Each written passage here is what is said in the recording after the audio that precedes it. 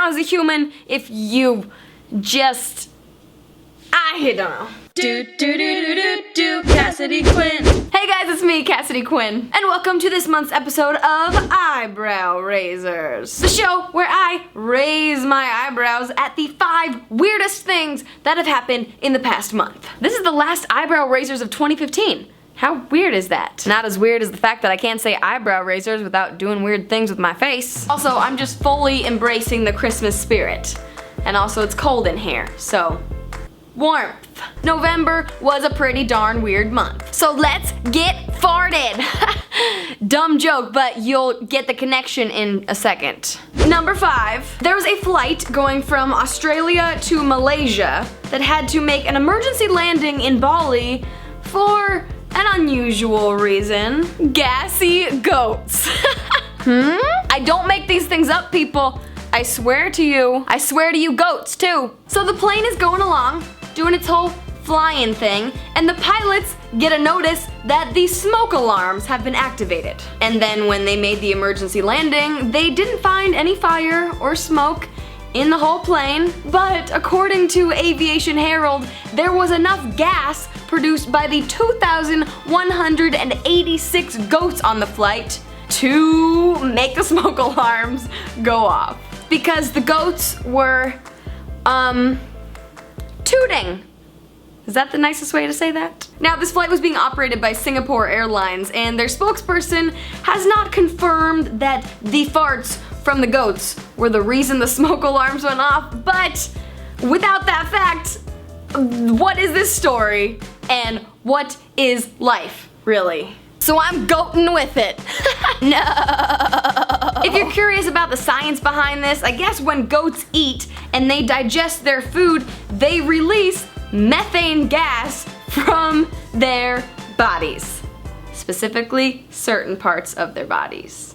And it stinks! And apparently can set off smoke alarms. I am just so glad that I was not flying in the cargo area of this plane where the goats were hanging out. Number 4, apparently this is just a very stinky episode. If you are currently going through a breakup, here is something you should not do. A lady, or is she still a lady if she's not classy at all, mailed her ex a pile of horse poop. No! The woman in this story was married to a man, then she found out he was cheating on her with a much younger woman, so they got divorced, but then somehow the woman gets a poem in the mail from the new girl, which sounds just very awkward and unfortunate. So she mailed him some poop. Apparently it is actually illegal to send your own poop in the mail to somebody, but horse poop is nay-okay.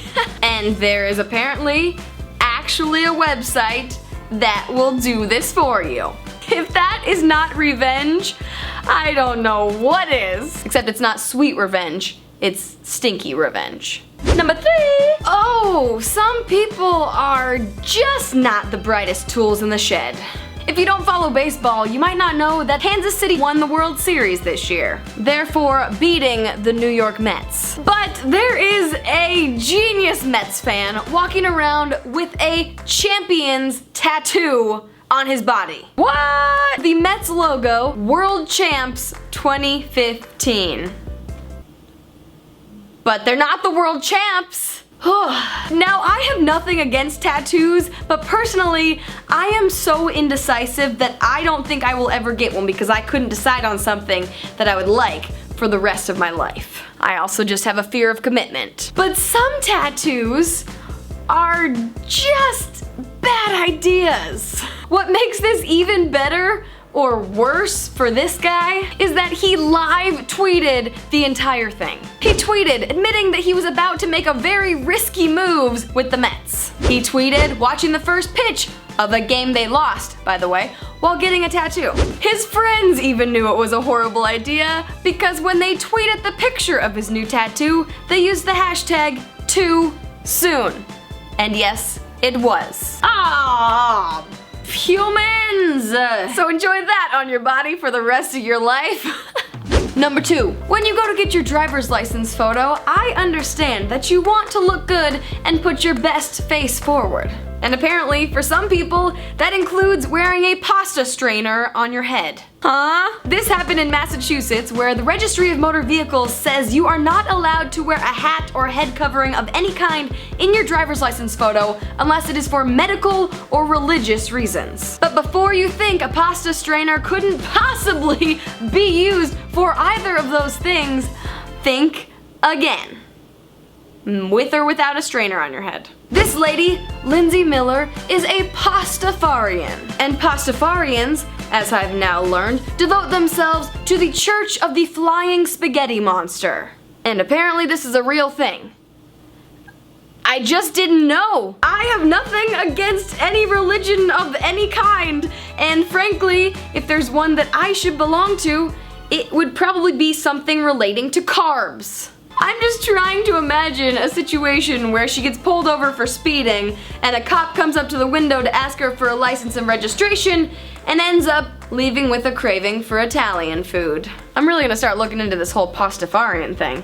This could be the way to go. Except when I picture a Pastafarian, I just picture someone with Rastafarian dreadlocks made of noodles, which could be awesome! And finally, the #1 eyebrow razor for November is very, very weird, but also very sweet at the same time. A 28-year-old Chinese man was diagnosed with terminal cancer. And as anybody would in that situation, he wanted to experience some things in his life on his bucket list, like getting married.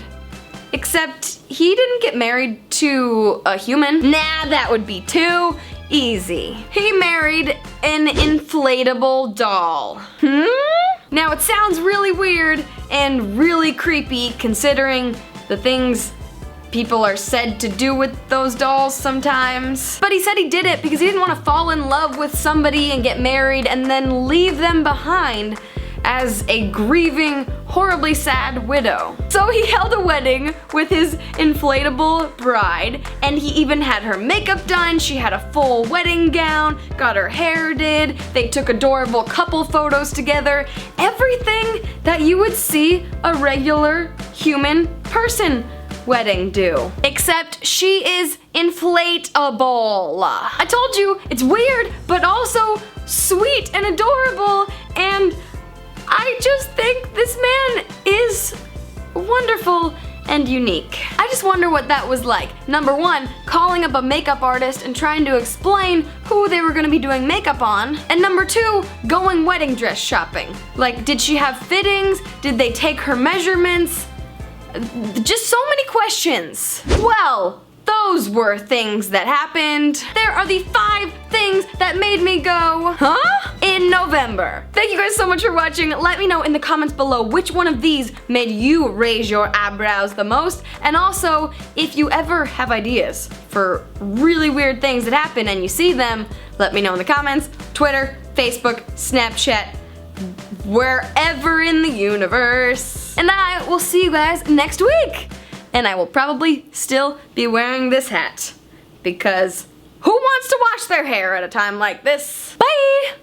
By the way, just for the record, since I talked to you in last week's video, I have actually successfully completed most of my Christmas shopping, some of which involved actually leaving the house and not just doing it on the computer. The rest of it, I'll just do on my computer.